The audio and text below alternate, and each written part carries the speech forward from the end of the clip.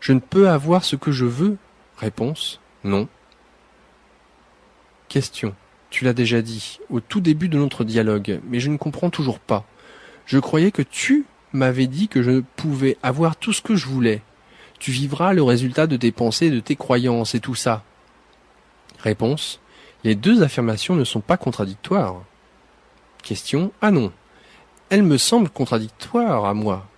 Réponse: c'est parce que tu ne comprends pas tout à fait. Question: eh bien, je l'avoue, c'est pour cela que je te parle. Réponse: je vais donc t'expliquer. Je vais donc expliquer. Tu ne peux avoir tout ce que tu veux. L'acte même de vouloir une chose la repousse loin de toi, comme je le dis plus tôt au chapitre 1. Question: eh bien, tu l'as peut-être dit plus tôt, mais je ne te suis plus. Réponse: efforce-toi de suivre. Je vais y revenir de façon plus détaillée. Essaie de suivre. Revenons à un point que tu comprends. La pensée est créative. D'accord? Question: d'accord. Réponse: la pensée est créative, tu vois? Question: je vois. Réponse: l'action est créative. La pensée, la parole et l'action sont 3 niveaux de la création. Tu me suis toujours? Question: toujours. Réponse: bien. Alors pour l'instant, prenons le succès matériel, puisque c'est ce dont tu parles et à propos de quoi tu m'interroges. Question: super. Réponse: alors, as-tu parfois une pensée du genre « je veux avoir du succès matériel » Question: parfois, oui. Réponse: et as-tu aussi parfois la pensée « je veux plus d'argent » Question: oui. Réponse: par conséquent, tu ne peux avoir ni le succès matériel, ni plus d'argent. Question: pourquoi pas? Réponse: parce que l'univers n'a pas d'autre choix que de t'amener la manifestation directe de ta pensée à son égard. Ta pensée est « je veux avoir du succès matériel ». Tu comprends? Le pouvoir créatif est comme un génie dans un flacon. Tes paroles sont ses ordres, tu comprends? Question: alors pourquoi n'ai-je pas plus de succès? Réponse: j'ai dit que tes paroles sont ses ordres. Puisque tes paroles étaient « je veux avoir du succès », l'univers dit « d'accord, tu en veux ». Question: je ne suis pas encore sûr de suivre. Réponse: réfléchis. Le mot « je » est la clé qui démarre le moteur de la création. Les mots « je suis » sont extrêmement puissants. Ce sont des affirmations adressées à l'univers, des ordres. Alors, tout ce qui suit le mot « je », qui invoque le grand « je suis », a tendance à se manifester dans la réalité physique. Par conséquent, je plus veux du succès produit tu veux du succès. Je plus veux de l'argent doit produire tu veux de l'argent. Cela ne peut rien produire d'autre, car les pensées, les paroles sont créatives. Les actions aussi. Et si tu agis d'une façon qui dit que tu veux du succès et de l'argent, alors tes pensées, paroles et actions seront en accord, et tu seras certain de faire l'expérience de ce vouloir. Tu vois? Question: oui, mon Dieu, est-ce que ça fonctionne vraiment ainsi? Réponse: bien sûr, tu es un créateur très puissant. Alors, bon, si tu avais une pensée, ou faisais une affirmation, juste une fois, dans la colère par exemple, ou la frustration, il n'est pas très probable que tu convertisses ces pensées ou paroles en réalité. Alors, tu n'as pas à t'inquiéter de crève ou va au diable ou de toutes les autres choses moins jolies que tu penses ou dis parfois. Question: Dieu merci. Réponse: de rien. Mais si tu répètes une pensée ou dis une parole continuellement, non pas une fois ni deux, mais des dizaines, des centaines, des milliers de fois, as-tu une idée du pouvoir créatif que cela représente? Une pensée ou une parole sans cesse exprimée devient précisément cela, exprimer. C'est-à-dire expulsée, elle se réalise à l'extérieur, elle devient ta réalité physique. Question: renversant. Réponse: c'est exactement ce qui se produit très souvent. Un renversement. Tu aimes la peine, tu aimes le drame, c'est-à-dire jusqu'à ce que tu n'aimes plus cela. Vient un certain moment dans ton évolution où tu cesses d'aimer le drame, cesses d'aimer l'histoire telle que tu l'as vécue. c'est quand tu décides, choisis activement de la changer. Seulement, la plupart des gens ne savent pas comment faire. Tu le sais à présent. Pour changer ta réalité, cesse tout simplement de penser comme cela. Dans ce cas, au lieu de penser « je veux du succès », pense « j'ai du succès ». Question. Cela me semble être un mensonge. En disant cela, je me leurrais. Mon esprit s'écrierait « la ferme ». Réponse. Alors, produis une pensée que tu peux accepter. Du genre, le succès s'en vient dans ma direction à présent. Ou, toutes les choses me mènent à la réussite. Question. Alors, c'est là-dessus que repose la pratique nouvelagiste des affirmations? Réponse. Les affirmations ne fonctionnent pas si elles ne sont que l'énoncé de ce que tu veux tenir pour vrai. Les affirmations ne fonctionnent que lorsqu'elles énoncent ce que tu sais déjà être. La meilleure de ces affirmations est un énoncé de gratitude et d'appréciation. Merci Dieu de m'apporter le succès dans ma vie. Alors, cette idée-là, pensée, dite et mise en action, produit des résultats magnifiques lorsqu'elle provient de la connaissance véritable. Non pas d'une tentative de produire des résultats, mais d'une conscience que les résultats se sont déjà produits. Jésus avait cette clarté. Avant chaque miracle, il me remerciait à l'avance de sa délivrance. Il ne lui arrivait jamais de ne pas être reconnaissant, car il ne pensait jamais que ce qu'il déclarait ne se produirait pas. Cette pensée ne lui venait jamais à l'esprit. Il était si certain de qui il était et de sa relation avec moi, que chacune de ses pensées, paroles et actions reflétait sa conscience, tout comme tes pensées, paroles et actions reflètent la tienne. Alors, s'il y a une chose que tu choisis de vivre dans ta vie, ne la désire pas, choisis-la. Choisis-tu le succès matériel? Choisis-tu d'avoir plus d'argent? Bien, alors choisis cela, vraiment, pleinement, pas à moitié. Mais à ton stade de développement, ne sois pas surpris si le succès matériel ne te préoccupe plus. Question. Qu'est-ce que c'est censé vouloir dire? Réponse. Vient un moment dans l'évolution de toute âme où la préoccupation principale n'est plus la survie du corps physique, mais la croissance de l'âme. Il ne s'agit plus d'atteindre le succès matériel, mais la réalisation du soi. En un sens, c'est une période très dangereuse, surtout au départ. Car l'entité emmagasinée dans le corps sait à présent qu'elle n'est que cela, un être dans un corps, et non un corps-être. À ce stade, avant que l'entité en croissance atteigne cette maturité, elle a souvent le sentiment de ne plus se préoccuper de quelque façon que ce soit des questions corporelles. L'âme est tellement contente d'avoir enfin été découverte. Le mental abandonne le corps et toutes les questions corporelles. Tout cela tombe dans l'oubli. Les relations sont mises de côté. La famille disparaît. Les emplois deviennent secondaires, les factures restent impayées. Le corps même n'est plus nourri pendant de longues périodes. L'entité concentre maintenant toute son attention sur l'âme et les questions de l'âme. Bien que le mental ne ressente aucun traumatisme, cela peut mener à une crise personnelle majeure dans la vie quotidienne de l'être. Il est suspendu dans la béatitude. D'autres gens disent que tu as perdu la tête, et en un sens, c'est bien possible.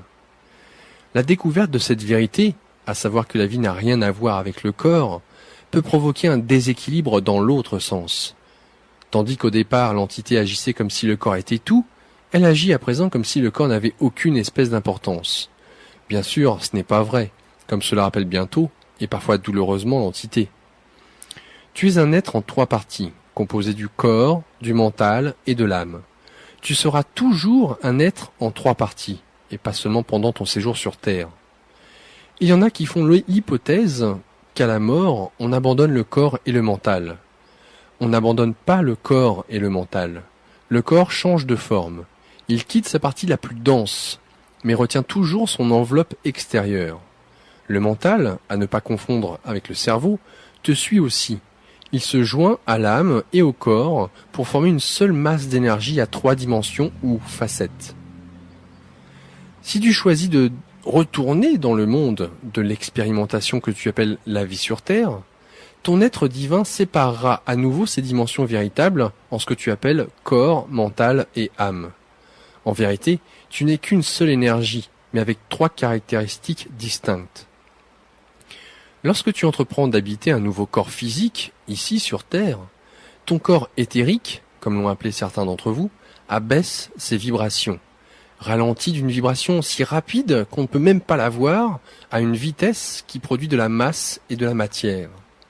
Cette matière réelle est la création de la pensée pure. C'est le travail de ton mental, de l'aspect mental supérieur de ton être en 3 parties.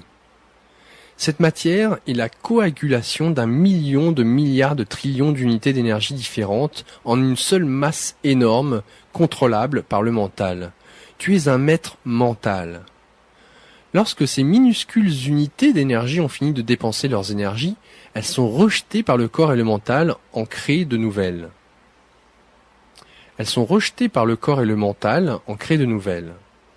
Le mental en crée à partir de l'idée qu'il se fait continuellement de qui tu es. Le corps éthérique attrape la pensée, pour ainsi dire, et abaisse la vibration d'autres unités d'énergie. En un sens, il les cristallise. Elles deviennent matière, la nouvelle matière qui te compose. Ainsi, chaque cellule de ton corps change en quelques années.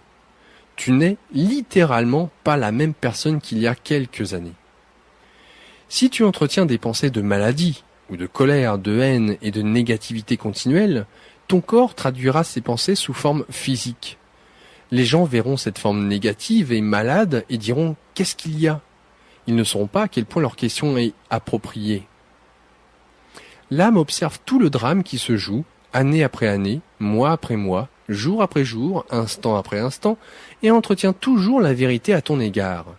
Elle n'oublie jamais le plan original, la première idée, la pensée créative. Son travail consiste à te rappeler, c'est-à-dire à littéralement te appeler, pour que tu puisses te souvenir une fois de plus de qui tu es, et ensuite choisir qui tu souhaites maintenant être. De cette façon, le cycle de la création et de l'expérience, de l'imagerie et de la plénitude, de la connaissance et de la croissance dans l'inconnu, se poursuit maintenant et à jamais. Question. Réponse. Oui, précisément. Oh, il y a bien plus de choses à expliquer, tellement plus. Mais ce ne serait pas en un seul livre, ni même probablement en une seule vie. Mais tu as commencé et c'est bien. Rappelle-toi seulement ceci.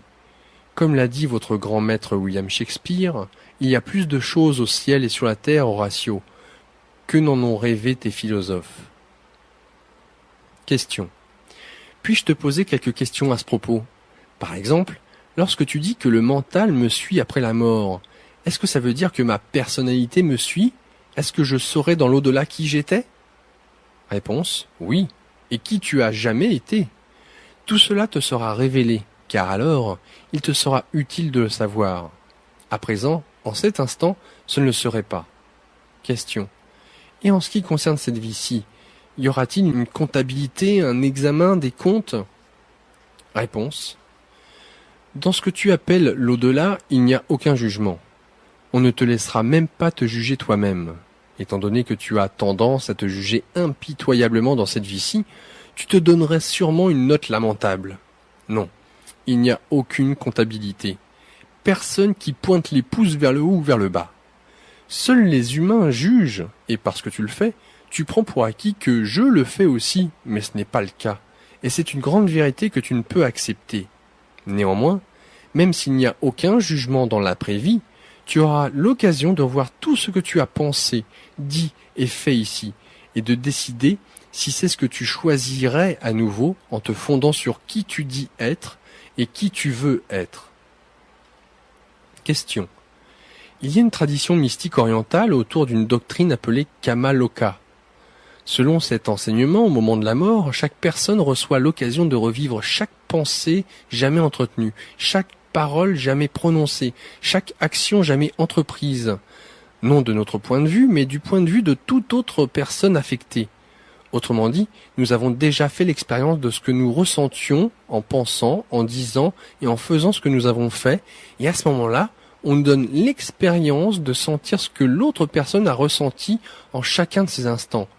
Et c'est selon ce point de comparaison que nous déciderons si nous allons penser, dire ou faire ces choses à nouveau. Des commentaires? Réponse. Ce qui se produit pour vous dans la vie qui suit celle-ci est beaucoup trop extraordinaire pour être décrit ici en des termes que vous pourriez comprendre, car l'expérience vient d'une autre dimension et ne peut se décrire avec des outils aussi sérieusement limités que les mots. Il suffit de dire que tu auras l'occasion de revoir à nouveau cette vie-ci, sans douleur, ni peur, ni jugement, dans le but de déterminer tes sentiments à propos de ton expérience ici, et à partir de là, ce que tu entends faire. Nombre d'entre vous décideront de revenir ici, de retourner à ce monde de densité et de relativité pour avoir une autre chance de vivre à ce niveau les décisions et les choix que vous faites à propos de votre soi. D'autres, quelques élus, retourneront avec une mission différente. Vous reviendrez à la densité et à la matière dans le seul but d'aider d'autres gens à sortir de la densité et de la matière. Il y en a toujours parmi vous, sur la Terre, qui ont fait ce choix. Tu peux les distinguer d'un seul coup. Leurs œuvres est terminée. Ils ne sont retournés sur terre que pour aider les autres. C'est leur joie. C'est leur exaltation. Ils ne cherchent qu'à servir. Tu ne peux rater ces gens. Ils sont partout. Ils sont plus nombreux que tu ne le crois. Les chances sont que tu en connaisses ou que tu en aies entendu parler. Question. En suis-je un?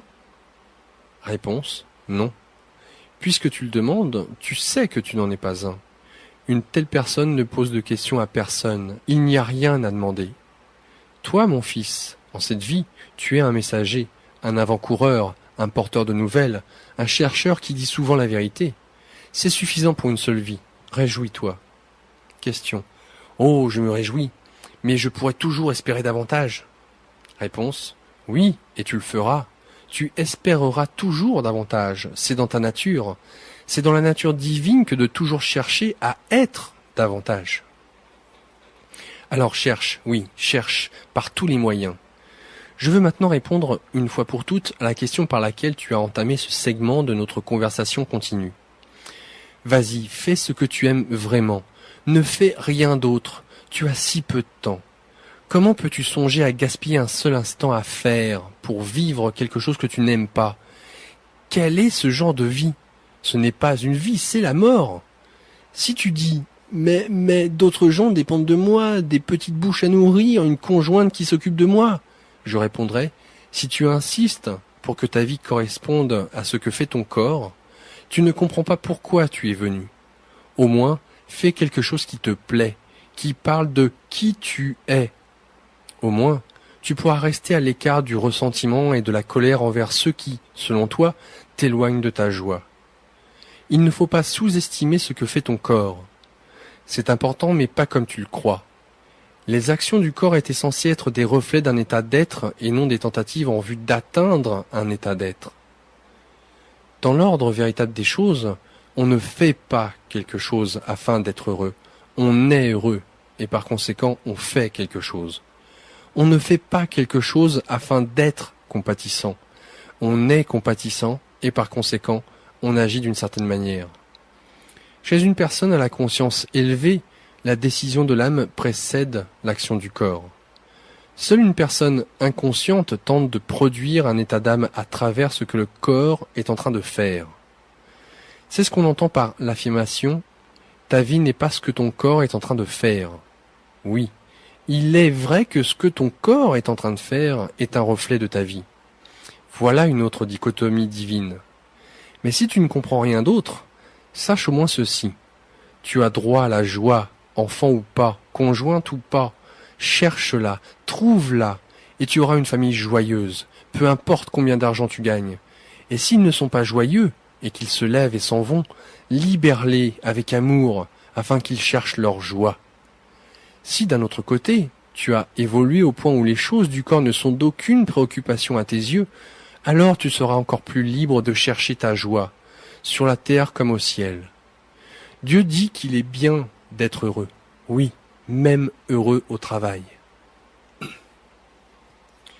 Ton travail est une affirmation de qui tu es. Si ça ne l'est pas, alors pourquoi continuer? T'imagines-tu que tu dois le faire? Tu n'as rien à faire. Si un homme qui soutient sa famille à tout prix, même à celui de son propre bonheur, c'est qui tu es, alors aime ton travail, car il facilite ta création d'une affirmation vivante du soi. Si une femme qui tient un emploi qu'elle déteste afin d'assumer ce qu'elle perçoit comme étant des responsabilités, c'est qui tu es, alors aime ton travail, car il soutient complètement ton image de soi, ton concept de soi. Chacun peut tout aimer dès qu'il comprend ce qu'il fait et pourquoi. Personne ne fait rien qu'il ne désire faire.